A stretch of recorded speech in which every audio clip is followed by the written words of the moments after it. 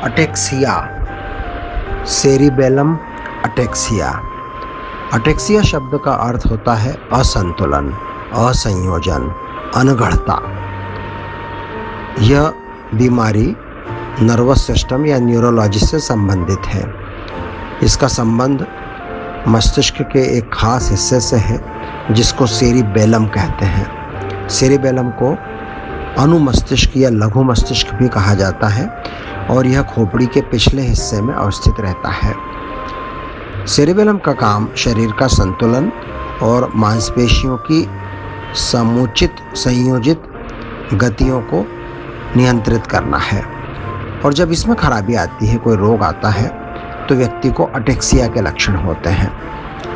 Ataxia रोग में शरीर की चाल बदल जाती है, क्योंकि पैरों के द्वारा जितनी आसानी से एक सामान्य व्यक्ति चल लेता है, सेरिबेलम अटेक्सिया का मरीज नशे के माफिक, शराबी के माफिक लहराता हुआ, झूमता हुआ चलता है। उसका शरीर का संतुलन बिगड़ता है, उसके पांव इधर उधर पड़ते हैं, उसकी चाल धीमी हो जाती है, उसे प्रायः गिरने का भय रहता है और जब बीमारी की तीव्रता ज़्यादा होती है तो वो गिर भी जाता है अनेक बार। और जब बीमारी और अधिक बढ़ती है तो न केवल चलते समय बल्कि खड़े रहते समय भी शरीर का संतुलन नहीं बनता, या दो पैरों के बल पर बैठते समय भी शरीर का संतुलन नहीं बनता, लुढ़क जाते हैं, गिर जाते हैं, पाँव चौड़े करके खड़े रहना पड़ता है। यदि दोनों पैरों को पास में मिलाकर खड़े होने को कहा जाए तो और ज़्यादा असंतुलन, और ज़्यादा झूमने लगते हैं। असंतुलन और असंयोजन का यह लक्षण हाथों पर भी आता है। हाथों के द्वारा जो बारीक काम किए जाते हैं, जैसे सुई में धागा पिरोना या लिखना, ये सबसे पहले प्रभावित होते हैं। इसके बाद फिर दूसरे काम भी।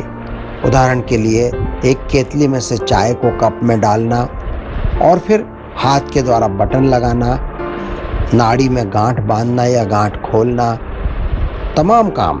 जैसे जैसे बीमारी की तीव्रता बढ़ती है, महीन काम और फिर बाद में कम महीन काम भी प्रभावित होने लगते हैं। व्यक्ति अपने हाथों से ठीक से काम नहीं करने पड़ता। इसके पश्चात इसी के साथ साथ आवाज़ में, स्पीच में फ़र्क पड़ता है।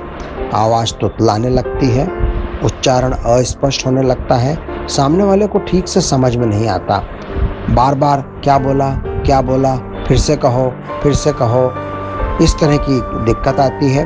और जब बीमारी बढ़ जाती है तो आवाज़ बिल्कुल भी समझ में नहीं आती या बहुत ही उतार चढ़ाव से भरी हुई आवाज़ नज़र आती है। आँखों की गतियाँ भी प्रभावित होती हैं। विभिन्न दिशाओं में आँखों को घुमाकर देखने का जो गुण है एक स्वस्थ इंसान का, वो गुण अटेक्सिया के मरीजों में सेरिबेलम की बीमारी के कारण प्रभावित होता है और ये लोग आसानी से नज़र को विभिन्न दिशाओं में घुमाना, किसी नई वस्तु पर अपनी नज़र को टिकाना और स्थिर रखना, किसी चीज़ को गौर से देखना, ये काम ठीक से नहीं कर पाते और इनकी आँखें कंपायमान दिखती हैं। अगर किसी मरीज की आँखों को पास से देखें तो उनमें कंपन दिखाई पड़ सकता है।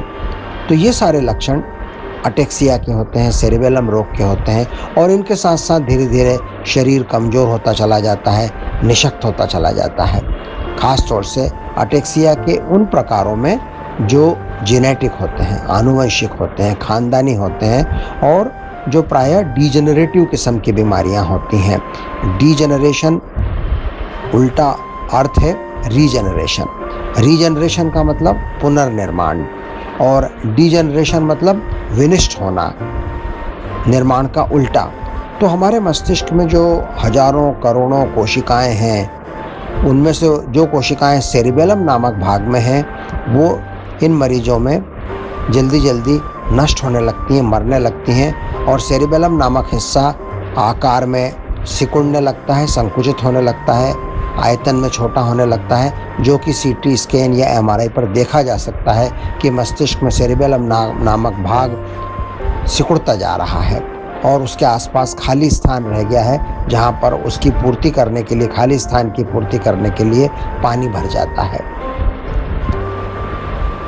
अटेक्सिया में सेरिबेलम के अलावा नर्वस सिस्टम के तंत्रिका तंत्र के कुछ अन्य भाग भी जिम्मेदार हो सकते हैं।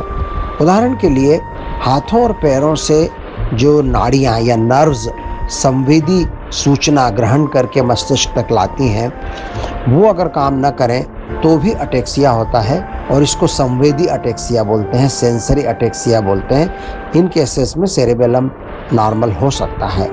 तो न्यूरोपैथी के कारण भी अटेक्सिया हो सकता है।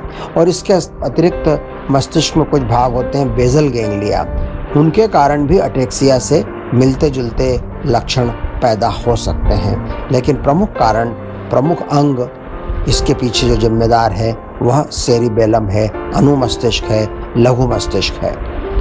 और जैसा कि मैंने कहा, इसका प्रमुख कारण है जेनेटिक, आनुवंशिक, खानदानी, फैमिलियल। ये जो जेनेटिक कारण हैं ये अनेक प्रकार के होते हैं और कोई एक जीन नहीं होती, पता नहीं कितने प्रकार की 10, 20, 30 प्रकार की जीन्स हैं जिनमें कोई म्यूटेशन या कोई विकृति गर्भ में बच्चे का बीज जब आता है उस समय आ जाती है, या माता या पिता में से किसी एक की तरफ से आती है और फिर वो बच्चे में अलग अलग उम्र में प्रकट हो सकती है। तो आनुवंशिक आधार पर जब सेरिबेलम में खराबी आती है और अटेक्सिया का रोग होता है तो उसकी बहुत सारी वैरायटी, बहुत सारी टाइप्स, बहुत सारे प्रकार पहचाने गए हैं, वर्णन किया गया है। टाइप 1, टाइप 2, टाइप 3 ऐसा करके गिनती चली जाती है और बड़े लंबे लंबे नाम वाले सिंड्रोम होते हैं। और इन सब के पीछे, इस वर्गीकरण के पीछे, इस क्लासिफिकेशन के पीछे आधार क्या होता है? किस उम्र में ये बीमारी शुरू हो रही है, पुरुष में ज़्यादा है कि महिला में, इस बीमारी के बढ़ने की दर धीमी है या तेज है, और इसमें अटेक्सिया या असंतुलन के साथ साथ और कौन कौन से लक्षण हैं। तो इस तरह के कसौटियों को मिलाकर जब हम वर्गीकरण करते हैं तो अनेक प्रकार के सिंड्रोम जेनेटिक अटेक्सिया के, सेरेबेलम अटेक्सिया के पहचाने जाते हैं। ये तमाम बीमारियां बहुत दुर्लभ हैं, बहुत कम लोगों में पाई जाती हैं और ये इनकी बहुत बड़ी त्रासदी है। दुर्लभ होने से, कम होने से इन बीमारियों के बारे में बहुत कम लोग जानते हैं, डॉक्टर्स भी कम जानते हैं और इन मरीजों की उपेक्षा होती है समाज के अंदर। इसके ऊपर यदि हमें कोई स्किट बनाना है या कोई स्क्रिप्ट लिखना है तो मैं कुछ सुझाव देना चाहूँगा। उदाहरण के लिए हम इसमें एक पात्र की मंच पर प्रवेश कराते हैं जो कि शराबी के समान झूमता हुआ चल रहा है और सामने चबूतरे पर, झाड़ के नीचे या कहीं पर गांव के चौपाल में कुछ 2-3 लोग बैठे हैं और वो आपस में टिप्पणी कर रहे हैं कि देखो आजकल शराब के कारण क्या हालत हो रही है इस इंसान की, ये भला आदमी था और अब इसकी क्या हाल हो गए हैं। उसके बाद एक दूसरा इंसान आता है, वो भी शराबी की चाल के समान चल रहा है और फिर वही कमेंट किया जाता है। लेकिन जब वो गांव के बड़े बूढ़े उसको टोकते हैं तो वो बताता है कि उसको अटेक्सिया नाम की बीमारी है, वो कभी शराब नहीं पीता। और फिर इसके बाद उससे पूछा जाता है तो वो बताता है कि मुझे ये अटेक्सिया क्यों हुआ, मेरे परिवार में और कितने लोगों को है। इसमें हम अटेक्सिया के कुछ अन्य कारण भी बता सकते हैं। जब सेरिबेलम पे डैमेज होता है तो आनुवंशिक कारण तो अपनी जगह है ही, लेकिन कुछ मामलों में आनुवंशिक कारण नहीं होता और बाद की बीमारियां, अर्थात बाद की किसी उम्र में मस्तिष्क का कोई रोग हो और जिसमें सेरिबेलम को क्षति पहुंच जाए, उससे भी अटेक्सिया होता है। उन कारणों से पीड़ित पात्रों को भी हम मंच पर बारी बारी से ला सकते हैं। उदाहरण के लिए एक मरीज जो भी अटेक्सिया का आएगा और इनका अटेक्सिया बताने के लिए इनकी चाल के अलावा हमको इनकी आवाज़ में भी परिवर्तन करना पड़ेगा। और यदि उस तरह की आवाज़ का टेप हम आपको भेजेंगे और यदि आपके पात्र, आपके अभिनेता उस तरह की आवाज़ नहीं निकाल पाए तो एक उपाय हमारे पास ये रहेगा कि हम उनके होंठ तो चलाएं लेकिन उनके द्वारा बोली गई आवाज़ को हम टेप से, रिकॉर्डेड आवाज़ को पीछे से चला दें। यह एक तरीका उनकी आवाज़ को बताने का हो सकता है। तो अन्य कारणों में शराब हो गया, आनुवंशिक कारण हो गए, किसी को ब्रेन अटैक आ जाए, पक्षाघात हो जाए, मस्तिष्क अटैक आ जाए और अगर उसने सेरिबेलम को डैमेज किया है तो उसको अटेक्सिया हो सकता है।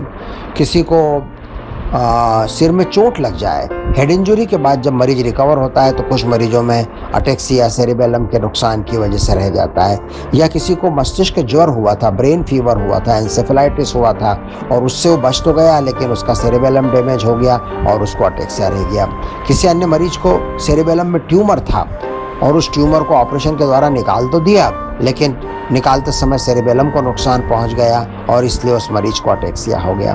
तो इस तरह के कुछ 3-4 पात्र हम और ला सकते हैं ये दर्शाने के लिए कि आनुवंशिक कारण के अलावा अन्य कारण भी हो सकते हैं। और फिर इसमें हम उन मरीजों की त्रासदी को बताएंगे और उन मरीजों में इस बीमारी से लड़ने का जो मादा है, इसमें हम 2 तरह के पात्र दिखा सकते हैं। एक पात्र जो हारा हुआ है, निराश है, और एक पात्र दूसरा जो कि आशावादी है, हिम्मत वाला है, लड़ाई लड़ने वाला है। और दोनों की बीमारी की तीव्रता एक जैसी है लेकिन जीवन के प्रति आपका आउटलुक, आपका दृष्टिकोण कैसा है, इन दोनों पात्रों में ज़मीन आसमान का अंतर है। और इन दोनों पात्रों के माध्यम से हम फाइट करने का, संघर्ष करने का, जीवन को जीने का, सहन करने का, उस बीमारी के बावजूद हंसने का, जैसे कि आनंद फिल्म में राजेश खन्ना अपनी कैंसर की बीमारी के बावजूद हंसना चाहता है, लोगों को खुशी देना चाहता है, इस तरह का संदेश हम देना चाहेंगे। हम ये भी बताना चाहेंगे कि इस बीमारी का सही निदान करने के लिए न्यूरोलॉजिस्ट के पास जाना जरूरी है और कई बार न्यूरोलॉजिस्ट आपको सीटी स्कैन और एमआरआई कराने को बोलेंगे, वो करना चाहिए। और प्रायः वो आपको जेनेटिक टेस्ट, जिसको डीएनए टेस्ट बोलते हैं, वो करने को बोलेंगे।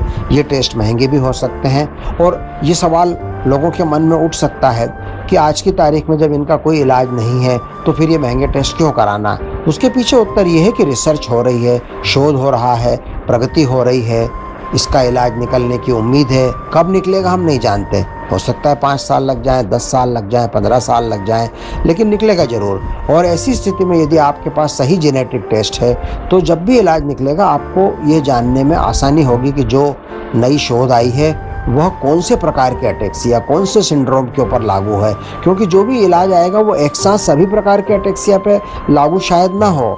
तो जेनेटिक थेरेपी के माध्यम से इलाज निकलने की उम्मीद हो सकती है, हालांकि आज की तारीख में नहीं है। मैं यहाँ पे ये भी बताना चाहूँगा, अपने इस नाटक में हमें ये संदेश देना है कि कई लोग स्टेम सेल थेरेपी के चक्कर में फंस जाते हैं, अनेक लाख रुपयों का खर्चा कर देते हैं, लेकिन अभी तक स्टेम सेल का उपचार शासकीय संस्थाओं के द्वारा और वैज्ञानिकों के द्वारा मान्यता प्राप्त नहीं है। इसमें कुछ लोग, धंधेबाज लोग झूठा प्रचार करते हैं और मरीज बेचारा चूँकि कोई इलाज है नहीं इसलिए भटकता रहता है और कुछ उम्मीद के साथ चमत्कार की आशा में चला जाता है और अपने पैसे खर्च करता है। स्टेम सेल के इलाज में संभावना तो है भविष्य में कि शायद सफलता मिले, और जब मिलेगी तब मिलेगी, वो बात छिपेगी नहीं किसी से, और तब वो ऑफिशियल आएगी, औपचारिक रूप से आएगी, वैज्ञानिक शोध पत्रिकाओं में छपेगी, लेकिन अभी नहीं। लेकिन अनेक औषधियों पर जिन पर शोध चल रही है, उस पर होने वाले जो औषधि अनुसंधान होते हैं, ड्रग ट्रायल होते हैं, उसमें इन मरीजों को जरूर शामिल होना चाहिए। इसके अलावा फिजियोथेरेपी या व्यायाम चिकित्सा और ऑक्यूपेशन थेरेपी अर्थात व्यायाम चिकित्सा के माध्यम से अपनी शक्ति को बढ़ाना, अपने संयोजन को सुधारना और किसी नए जॉब में अपने आप को प्रवृत्त करना या दैनिक जीवन की गतिविधियों में अपने आप को जहाँ तक संभव हो आत्मनिर्भर बनाए रखना, इसके लिए ऑक्यूपेशन थेरेपी के विशेषज्ञ इन लोगों की मदद कर सकते हैं। धन्यवाद।